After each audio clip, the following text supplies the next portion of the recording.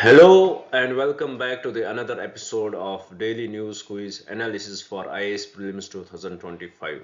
It is 14th December today, and in this video we are going to discuss various types of questions which are very much relevant for your preparation. If you are preparing for UPSC prelims next year or any state civil service exams, then this video is going to be very much relevant for you.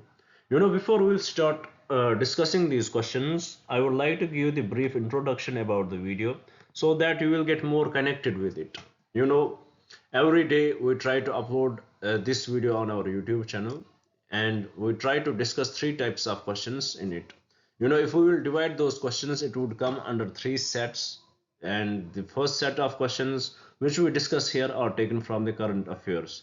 What we do, we take up the most important articles from the current affairs, we try to break them into the simplest language possible, and we derive the prelims based questions from those articles so that it will give the idea how can prelims based questions be formed from those current affairs topics. So it will give the idea what you should read for your prelims preparation and how questions can be formed from those articles. So this is the first set of questions which we discuss here. In the another set of questions we take questions from the static part, and we had started with Indian polity. What we do every day, we try to discuss some article or some small topic from the Indian polity. Here we derive the questions from that small article. Irrespective of how discrete the article would be, we will try to derive a prelims based question from that, and it will help you prepare well for your exams. It will give you the idea how questions can be formed from the static part also. Even though the article may seem very small, you may ignore the important pointers from that article, but in this video, through these questions, you would definitely cover those small points from those articles too. So in nutshell, what we do, we take up the topics from the static part and discuss here. And as you know, we had started with Indian polity. Right now we are discussing DPSPs. After discussing the first part and the second part of our discussion, we take the last part of our discussion where we discuss some previous year questions. So what we do, we take up some previous year questions, we discuss them, we try to find out ways and means by which we can solve those questions, and how we can implement the knowledge which we get from those questions in the next coming exams. So this is in nutshell about the video, what we do here, what we are going to do in this video, what we are going to discuss in this video. Now, before we will start discussing it properly, I would like to request a few things which I believe if you will follow, it will be very much helpful for you. First of all, if I was the student like you, if I was preparing for UPSC prelims next year, what I would do, I would definitely start noting down these questions somewhere with me, or at least I will take the screenshot of these questions. These questions are going to play a great role in my preparation. When my exams would be near, I'm talking about the month of May, when you have only few days left for your exams, and at that time you want to revise everything, but time does not permit you because you have to go through the huge sources. But if you have these questions with you, these questions would play a huge role in your preparation. These If you will go through these questions, you will definitely, these questions would definitely connect you with the current affairs of the year. These questions would definitely connect you with the static part, and also these questions will definitely give you the news. These questions will definitely give you the question analysis of previous year questions. So this is going to play a huge part in your preparation if you have these questions with you. So I would recommend you, please do note down these questions, or at least take the screenshot of these questions for your future references. And with this, I would like to request you guys, please do subscribe the channel if you are the first time visitor of the channel, or at least also do like the channel, or and do subscribe it, share it with your friends so that they may also get benefited from it. And also do write in the comments what do you feel about the video. Is there anything which we should change? Is there anything which we should bring for you guys? We are here to help you, and do feel free to criticize us. It is your right if we are not doing justice with the video, but at the same time, please be little fair with us. We don't want to get demotivated. Now, without any delay, let's have a look at the first question which we are going to discuss today. Here the question basically talks about the impeachment process of the High Court judge. Now, as I had as I always tell you one thing, that this initiative, this video is not just a quiz for you, it is also a kind of news analysis, and that is why I had named this daily news quiz analysis, because by discussing these current affair based questions, we also discuss the news analysis, what is the context why we had brought these questions, and that makes you very well aware about what was in the news today if you had not read the paper. And we try to bring the most important articles which are relevant for you both mains and prelims. Now coming back to the question, as it talks about the impeachment process of the High Court judge, and you may ask me, sir, what was the reason why we had brought this question? Because it definitely it why we had brought this question, if you would have read the newspaper today, you would definitely find the answer to it. What is the answer? Because there was an article about the widening, which talked about the widening the spirit of the constitution. You know what is the story behind it? You know, we had discussed in our previous callers also about the Allahabad judge recently, his controversial statement, as he was he was the chief guest in an event. He was the guest in an event, and his few statements which were very much controversial, as this event was it was contested by some religious group, and he made the statement there which went very viral, and it is very those statements were very controversial, and it showed that the perspective of a judge, how a judge can be very much biased for towards any community. And his comments were very much against the minorities in our country, especially Muslims. So this had this judgment, this statement from the sitting judge. If we, I would like to name him because his name was in the newspaper, so I don't find anything wrong to mention his name here. His name is Shekhar Kumar Yadav. He was invited, he was invited by a religious group, and that in an event which was organized, where he was invited, and there he made the controversial speech. So he discussed about the role of majority, how got a call. It was very urgent for me. Now coming back to our discussion, where we were discussing about this judge who had made this controversial statement, and it has sparked a huge debate in the country. What should be the ethics of a judge, as he had made statements with respect to what should be the role of the majority, and he has targeted, in fact, the minority in his speech.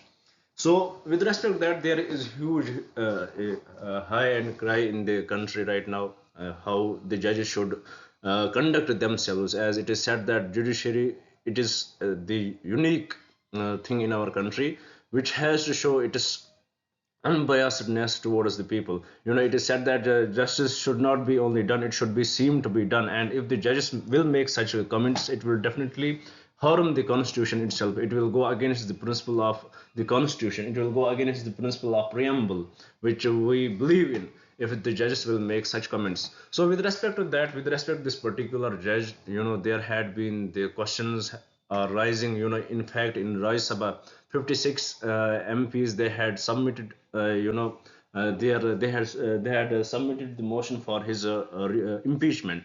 So now we have to discuss how the impeachment of a judge, for a high court judge, will happen. What would be the procedure for that, as it is about to be followed. So about the impeachment, if we will see what does the constitution say about it. The constitution directly says that in the article 124 for the Supreme Court and article 218 for the High Court, if there is proven misbehavior or incapacity, the president of India can remove the judge. So it is directly the order of the president who can remove the judge of the High Court or the Supreme Court. So the procedure, how this procedure would be established, it is given in the Procedure Inquiry Act of 1968, which gives us the procedure how it should be done, how this procedure should be done. About the procedure, how the judges are impeached. In fact, the impeachment, it is not itself mentioned in the constitution. The constitution talks about the removal, but often it is said that the judges, it is often in media, it is mentioned as impeachment of the judge, but in the constitution itself, the impeachment term is not mentioned with respect to the removal of judge. Impeachment is only mentioned with respect to the president of India. So What is the criteria given in the Judges Inquiry Act of 1968? How he should be removed? The first of all, the motion pushed in the either of the house. The motion should be pushed in either of the house, and it should be supported by the minimum numbers. For example, if the motion is pushed in the Lok Sabha, it should be supported by 100 MPs, and if it is pushed in the Rajya Sabha, it should be supported by 50 MPs in Rajya Sabha. And it is up to the chairman or the speaker of the particular house whether to accept it or not. It is up to him whether to accept it or not. After that, after it is accepted, this would this then after the chairman will accept it, it would be admitted. It will be given to the three-member inquiry committee, which will include the Supreme Court judge, the High Court judge, and an eminent person according to the chairman, the eminent person who knows the law. They will inquire over it, and they will form the charges and give it to they will form the charges against the judge, and they will give it to the concerned judge against whom the impeachment has started. Then the concerned judge, he will be given the enough time to respond to it, and he will respond to it in the writing, or he will respond to it directly. After that, once they will feel that the once after that, the report will be laid down into the houses, into the both houses, where into the house where it actually originated. In that particular house, 2/3 majority should vote against his impeachment. Then same will go to the next house, where the same will be done. It would be the voting will happen, and 2/3 members of the house would vote against him. After that, this would be given to the president, and president will impeach him. President will remove him. So this is the procedure established in the Judges Inquiry Act of 1968. Here you can get confused. UPSC plays these mind games. What they will do? They will tell you that they will ask you that this is how the judges are removed, and they will frame a catch in there according to the Constitution of India. This is how judges are removed. They will give the same procedure, but it would be wrong, because it is not according to the Constitution of India. It is separate law, which is Judges Inquiry Act of 1968. In the Constitution, it is simply mentioned how they are removed. They are removed by the president. They will say that it is explicitly mentioned in the Constitution. This will make the question wrong. So I hope by discussing this, you had got the basic idea about what was in the news. Why we are discussing this question? Because the statements made by the Allahabad judge against the minorities, and that speech went very much viral, and huge fuss had it has created a huge fuss in the country.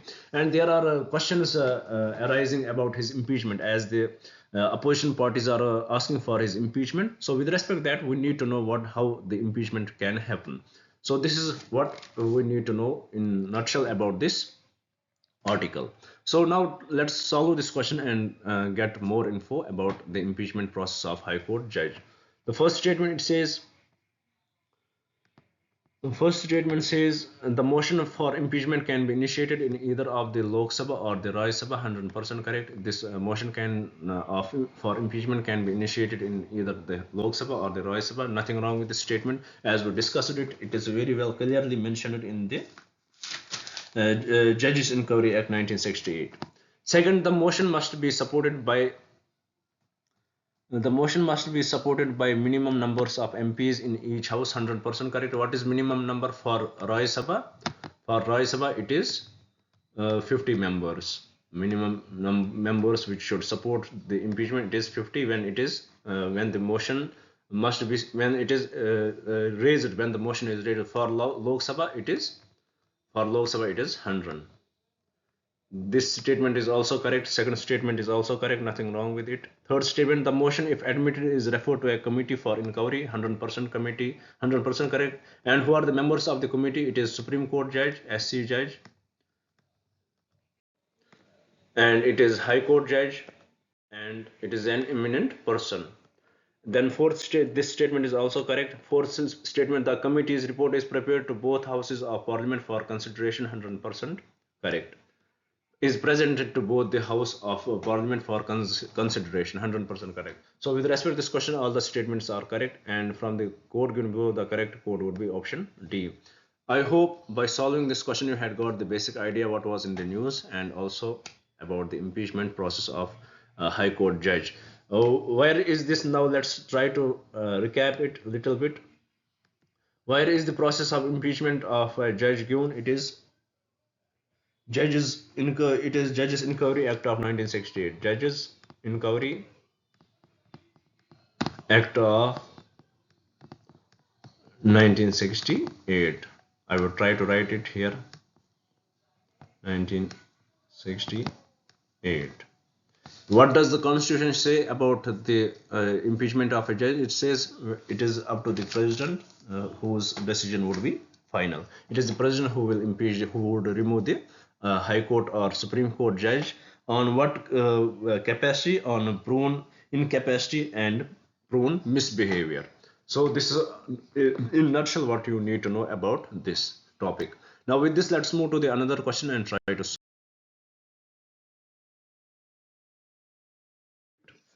Here the question is about the consider the following statements regarding the secularism in India. You know,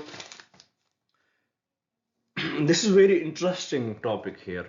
You know, it is about why you may ask me, sir, you may ask me a question, sir, why we had brought this question here. What was the reason why we are discussing it? The answer to this question is very much simple and very much straightforward. It would be given, we will discuss it. It is directly given into the today's newspaper. You know, there was an article in the newspaper which basically talked about beyond faith, which talked about the ex-deputy chief minister of the Punjab, that there a controversial development has happened in Punjab. That person, namely Sukhbir Singh Badal, who was the ex-deputy chief minister of Punjab. What he did, you know, in our country we follow different religions, and every religion has particular laws with respect to your repentance. For example, if we talk about Christianity, if they have done anything wrong, they will go to the church and they will confess there. For Islam, they have their way of confession. For Hindus, they have different ways of confession. For Sikhism, there is different way of confession. So with respect to that, what wrong you had done, you will be punished with according to your religion. So, but here it is very much well respected in our country that you should follow your religion. But when it comes to the persons who are enjoying that eminent post, who had been the deputy chief minister of the particular state, and he was a political person, and the mistakes he has done are with the political, with his political life. And if he will confess that into the church, or he would confess it into the Akal Takht, and Akal Takht will decide the punishment for him, and he will follow that punishment, it will go very much again is the spirit of the secularism in our country. Because you have to understand one thing here, that person, he has done something with respect to the political with respect to his political life, which involves the country, which involves his people, and which involves the law of the country. If such person will do that, if such person will confess his mistakes in the Akal Takht, and he will accept the punishment of the Akal Takht, then the people will definitely follow him. The people will ignore the constitution of the country. The people will ignore the laws of the country, and it will further divide the country in different sects. So this is what this article actually talked about. It criticized that particular person, namely Sukhbir Singh Badal, as he went for a religious penance. The punishment delivered by Akal Takht to him, and he accepted that, even though his what mistakes he has done into the political life. What I believe personally, that if he has done anything wrong in the political life, he should, if he has confessed it in the Akal Takht, he should confess it into the courts. And if he is truly unbiased towards the people, he should accept those punishments what the country will decide. It would be very well in line with the constitution of the country. It will respect the secularism of the country. By doing these acts, it definitely creates more division in the country, and it also shows how the religious sect can dictate the political parties. So this is what the article actually talks about, and this gives us it again raises a question: what is the concept of secularism in India? How religion is treated in our country? How, what is the concept of secularism? what does it mean in India? If we talk about the West, the concept of secularism is totally different. Like in West, the religion is kept aside. There would be no interference from the government in the religion. Religion is personal, but in India, religion is not that personal. Your government will try to interfere where they will feel that any particular thing in the religion needs the amendments. So in the concept of secularism in India is totally different from the concept of secularism in West. So we have to understand it. Here I hope you had got the basic context about it, and let's try to solve it.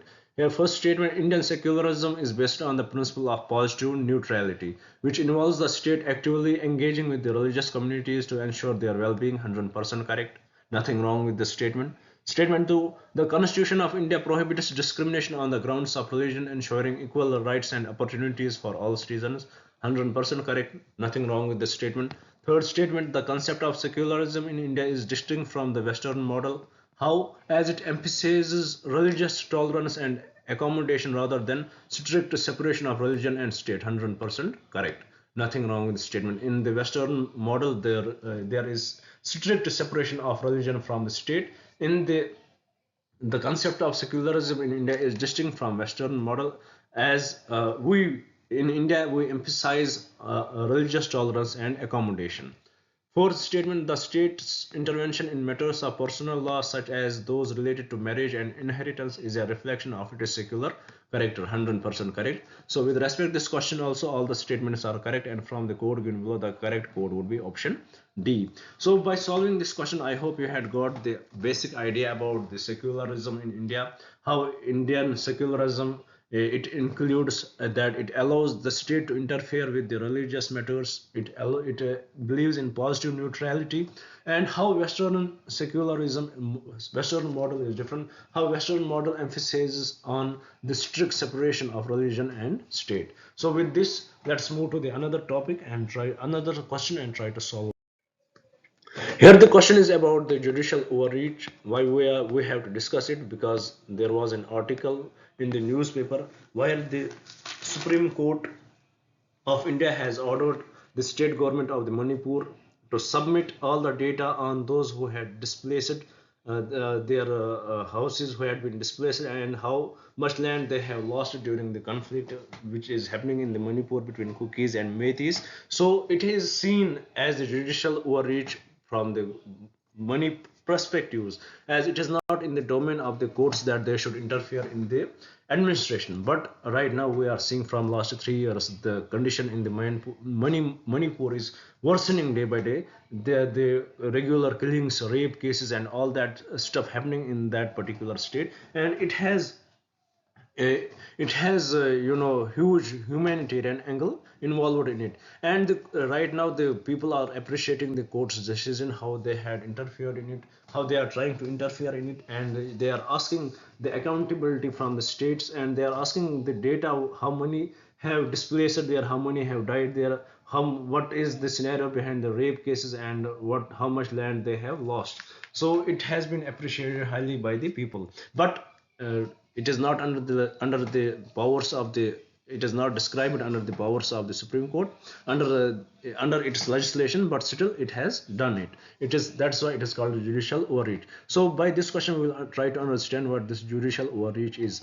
The question says judicial overreach is a term often used in discussions about the role of the judiciary in democracy. 100% correct. Which of the following best describes judicial overreach? First statement: the judiciary exceeding its constitutional powers and encroaching upon the functions of the legislature and executive. 100% correct. That is what here in this case with respect to Manipur. With respect to Manipur, what does the Supreme Court is doing, as they are asking for the data, as they are asking for the data how many have been displaced. So this is what is happening right now. This is what the Supreme Court is doing. It is overreaching its constitutional powers. Statement 2: the judiciary refusing it to intervene in the matters of public interest even when there is a clear violation of fundamental rights. No, totally incorrect. Statement 3: the judiciary delaying the delivery of justice leading to prolonged legal battles. Totally incorrect. Statement 4: the judiciary interpreting laws in a manner that is not consistent with the intent of the legislature. 100% incorrect. So with respect to this question, the correct statement is option A only. So by solving this question, I hope you had got the basic idea about the question itself and also the topic, which has what is happening in the Manipur, little light on that, what the Supreme Court is doing right now with respect to the Manipur issue. Now with this, let's move to the another question and try to solve that. Here the question is about the most favored status, most favored nation MFN status is in World Trade Organization. Why we are discussing this question? Because there is a tussle between the Switzerland government and the Indian government, as the Switzerland government, they had revoked this MFN status for India. But what is the reason behind it? Because India recently, with respect to the Switzerland, they had brought up the double taxation avoidance agreement. When India bought this double taxation avoidance agreement, double taxation avoidance agreement, when it was brought in by India, the Supreme Court intervened and they said that it would, you have to get it into the IT rules. You have to get this admitted. You have to, you have to get this into the IT Act. But yet the government has not brought it into the IT Act, and because of that, the Supreme Court revoked the MFN status for the Switzerland. And in response to that, the Switzerland has also revoked this MFN status to India. Now here it becomes important for us with respect to our prelims to understand what this most favored nation status is. So by this question, we will try to understand it, what it is. The question here says, most favored nation status is a principle of the World Trade Organization. Which of the following best describes this principle? First statement, a country treats all its trading partners equally except for those with whom it has preferential trade agreements. 100% correct. This is the correct definition to it. The country treats all its trading partners equally except for those with whom it has preferential trade agreements. This is the proper definition of the MFN status. Second statement, a country gives a special privilege to its closest allies in terms of trade. Totally incorrect. Third, a country imposes higher tariffs on goods imported from developing countries. Totally incorrect. Fourth statement, a country grants special treatment to certain products such as agricultural goods. Totally incorrect. So with respect to this question, the correct statement is option A. Why it is in news? Because there is a tussle between the Switzerland government and the Indian government, as they had revoked this MFN status to each other. Now with this, I hope you had understood the context of the question and also the question itself. Now with this, let's move to the last question from the static part, I guess. Yeah, from the last question from the part. Here the question is about the broken chair. Is a sculpture created by the Danish Icelandic artist, namely Soren Salker. You please do note these terms. These are going to be very much important for you. So it is the broken chair. It is a sculpture created by Danish Icelandic artist Soren Solskjaer. It is a symbol of global landmine crisis. 100% correct. So what does the question say as? Which of the following statements about the broken chair is incorrect? Why we are discussing a question on this broken chair? Because there was an article about the topless anti-Russia protest, where that protest damage movement, this topless anti-Russia protest damage movement, it was it was conducted in front of this broken chair. So we need to understand the significance of this broken chair. Even though the article itself is not important for us, the news itself is not important for us, but this broken chair, it is important for us, because a question was already asked on it in the earlier exams, when in the mains exam. So let's try to understand what this is about. Let's see what does here the question talks about which of the following statements about the broken chair is incorrect. Here we have to find out the incorrect statement. So the first statement, it says it was first displayed at the United Nations in 1997. 100% correct with respect to the broken chair, but with respect to question, as it is not incorrect, it is correct. So this statement with respect to question is incorrect. Statement 2, it is a reminder of the devastating impact of landmines on human lives. 100% correct, but with respect to question, totally incorrect. For third statement, it was designed to raise awareness about the dangers of the nuclear weapons. It is with respect to broken chair, it is incorrect, but with respect to question, it is designed for this. It has different purpose. It was not designed to raise awareness about the dangers of nuclear weapon. Fourth statement, It has been displaced in various locations around the world to promote peace and disarmament. 100% correct. So with respect to this question, the correct statements are statement 1, statement. With respect to this question, the incorrect statement is option C, which is it was designed to raise awareness about the dangers of the nuclear weapons. So correct answer to this question is option C. Now with this, let's move to the let's move by solving this question. We had completed our discussion with respect to current affairs. I hope you had understood it. I had tried my best to explain the context in here, and I try my best to explain these questions. I hope I had delivered well. I hope you had understood these questions. Now let us shift our approach towards the static part and try to understand the simple question there. After that, we will discuss some previous year questions. Here the question from the static part, it is, as right now we are discussing DPSPs, and question is directly on Article 41 of the Indian Constitution. Let us see what does it say. Let's try to understand this Article 41 by this question. The question says, consider the following statements with respect to Article 41 of the Indian Constitution. First statement, Article 41 directs the state to secure the right to work, 100% correct, education correct, public assistance to citizens correct, in cases of unemployment correct, old age, sickness and displacement 100% correct. So with respect to this question, the correct statement, statement 1 is 100% correct. It directs the state to secure all these things. Statement 2, it is a fundamental right under part 3 of the Indian Constitution. Totally incorrect is the DPSP, directive principle or state policies. It is a DPSP, and it comes under part 4,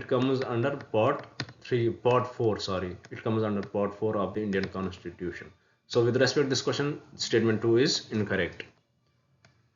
Statement 3, the provision is subject to the availability of resources and applies only to citizens only, 100% correct. So with respect to this question, the correct statements are statement 1 and statement 3, and from the code given below, the correct code is option C. So by this, I hope you had understood the question itself. You had understood Article 41. What does it deal with?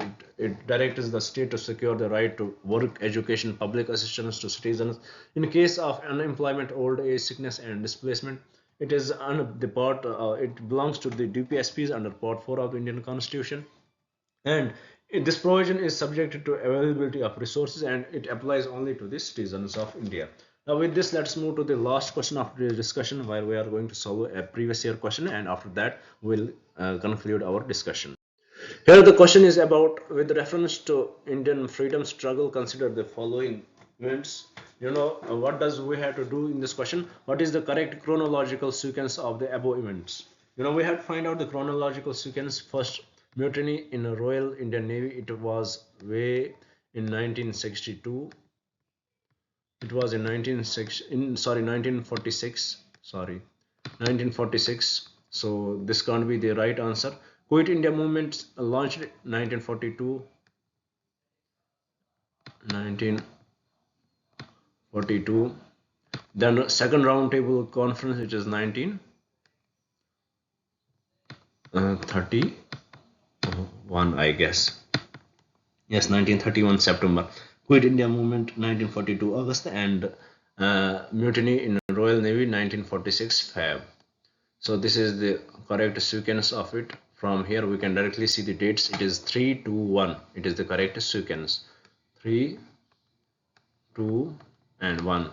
It is the correct sequence for this question. First and second round table conference in 1931, then Quit India movement in 1942, and then mutiny in Royal Indian Navy in 1946. So by this, I hope I was able to deliver this message to you guys properly. I hope I delivered this information to you properly. I hope you had understood everything, and if there is any confusion, please do write in the comments. I will try to solve that as much possible as I can. So with this, I would like to say goodbye to you guys. Please do study well. Best of luck for your for whatever you are studying. I hope you succeed in that. Thank you very much.